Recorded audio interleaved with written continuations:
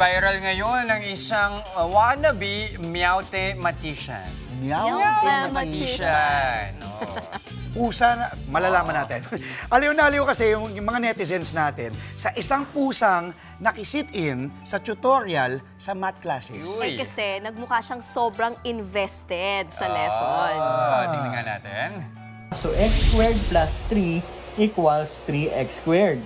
Okay? So ito naman pangalawa, 2x times x squared equals 2x cubed. Oh, tama di ba, Tom? Oh, sige, ikaw. Pusang-pusang si Tom habang nakikisilip sa math lesson na ito. Maya-maya lang, humiga na siya at nakituro na sa mga numero. At dahil mukhang gusto makisolve ni Mingming, inabot na sa kanya ang lapis at ayan, no? Tuwang-tuwa naman ang mga netizens dahil mukhang seryosong-seryoso sa lecture si Mingming. Inisip nga ng iba, baka daw ginajudge pa ni Tomtom ang equation ni Kuya. Pero sabi ng iba, baka nakita lang ni Tomtom ang mga numero at nagpapasalamat daw sa pusa siya. At hindi niya kailangang alamin yung mga ganyan.